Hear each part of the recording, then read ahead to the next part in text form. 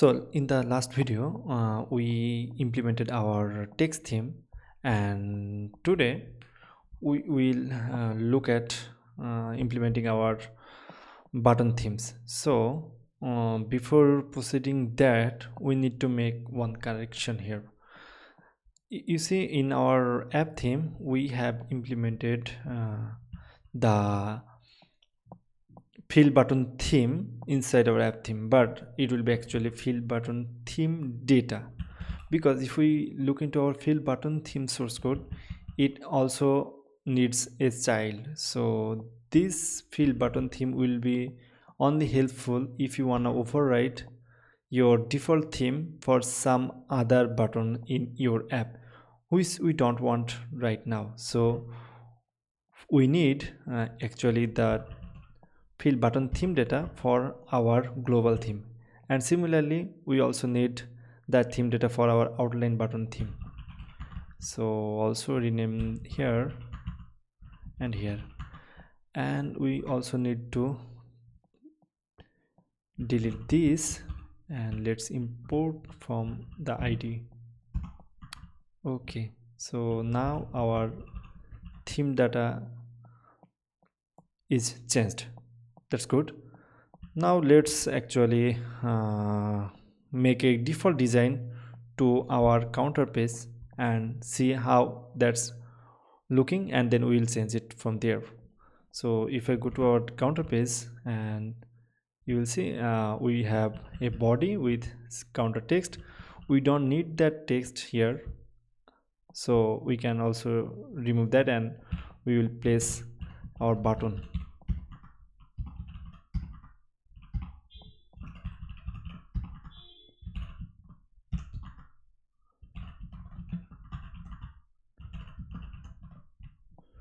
Primary button, and let's put one more button which will be outline button, and copy it outlined, and let's also give them some width. So that will be our box. Width would be double dot max finite, and repeat it for same. Okay, and let's also give some space here.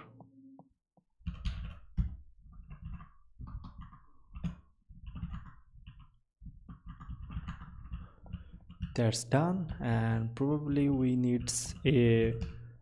also need a padding for this column, but run it first, and you can see that this is our default button style that we are having currently. And let's add a padding to the column. So we only want, okay, so just for now add for every sides. So this is now our default button style that's coming from the very good boilerplate code. Now let's actually implement our fill button theme data. So if we go to our design, if you see, our button actually has some primary color and some a bit height, and also it has title large text style. So if we go to our style guideline, we have our different button style all together. So this is our outline button, and this is our primary button, and this one as well. So we will look at its property. So the text will be actually title large, and the button background color will be primary one. So let's implement that here. So it will be fill button theme data, and it actually has style. So the style will be fill button from style from, and first we will change our button background color. So the color will be our primary one. So just implement color dot primary, and this is probably colors. Okay, just I'm doing it just now, and we'll run it, then we'll also implement other properties. So for this we also need to have it here. So fill button theme will be our fill button fill button theme data. So this will be our theme button fill data. Now we need to restart the app. So as you can see, our button color actually is changed, but if you look at our button size, it's a little bit the height is actually a little bit greater than the default one. So we can also add some size, but that will not be good. So what we can do here, that we can give some padding. So if we look at our fill button style, you will see that it already provides a padding parameter for you. So we can add the padding here. So that will be,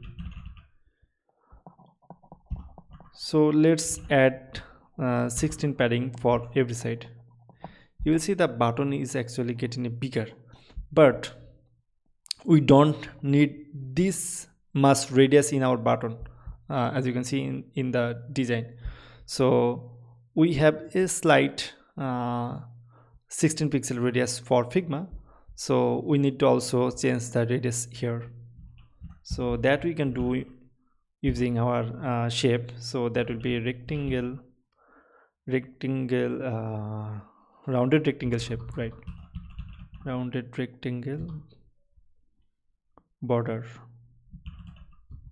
rounded rectangular border. So inside that we will define our border radius. So border radius will be border radius dot all, and let's keep 4 here. What does it say? Use const with the constructor to improve performance. Okay. So this actually our border radius geometry, and this actually is border radius. So inside that we need to have the radius parameter, but before that we can also have our circular one with 4. And if we run it now, you will see we have a little bit border, but a little bit radius, but in our project there is a bit more. So let's put 16 here as well, and look at now. So this is what we wanted. Now we also need to set our text style properties, and if you look at our text, it's actually title large. So let's set the text style to title large. So that would be text styles, this one dot title large, run it.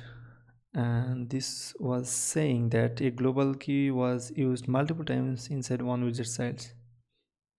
So we need to rerun the app. Okay, so it's now done.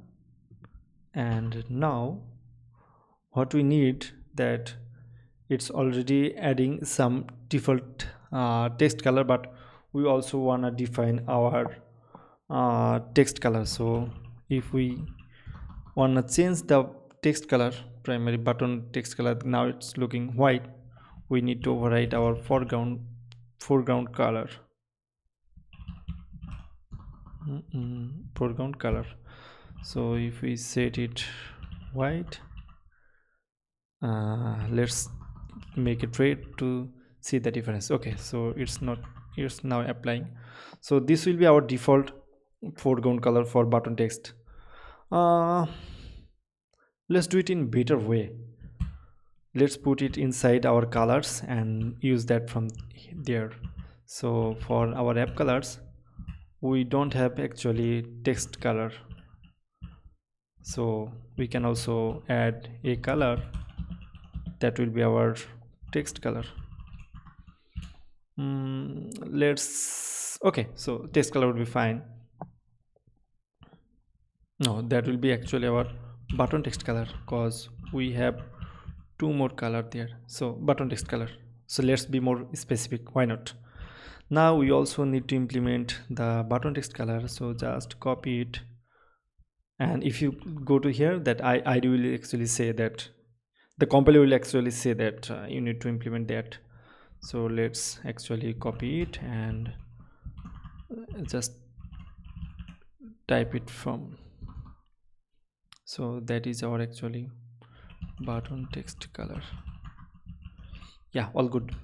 And now what we'll do, that we will actually use that here. So, colors.button text color, and if you rerun the app again, to check, let's change the button text color to something else, red, again red. Okay, so it's now working. So our text color is actually white. For button text color, that is actually white, and that's good. Now we are all good there. And if we look at our disabled button background color, that is actually surface 100 or grayscale 100. So we need to also set that.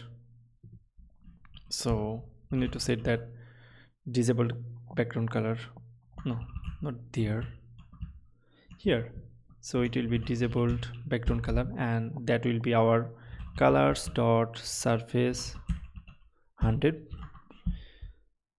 Yeah, so colors dot surface 100. So let's rerun the app, and it will not look that way because our button is not disabled. So just disable the button. How can we disable the button? Oh yeah, I remember that one. So if you wanna disable a button, all you need to do, that you need to pass null for your on pressed. Now yeah, so our button is, the background color is actually working here. So to see our background color is actually working or not, we can also change our scaffold background color to colors dot red. Why I am using red every time? That would be black. So see, this is our exact surface 100 color. So now if you don't wanna enable the button, instead of null, you provide a function here, callback function. So this is our button, and we don't need that here anymore. So we have already coded our primary button. Now let's okay, one more thing. You see, our our disabled button text color is actually primary, so we need to also change that. Disable background color, foreground color will be colors dot primary. So if we go again, disable it,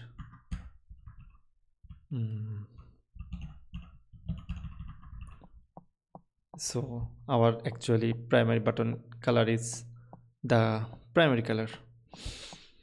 But from a design perspective, we should not have primary color to our disable button text color. So let's keep it that way. I think that will be good. Yeah, now it looks more disable than previous one. Sometimes you need to tweak things in your code than the design. Okay, so that's done. That is done. So in the next video, we will actually code our outline button theme. So till then, see you later.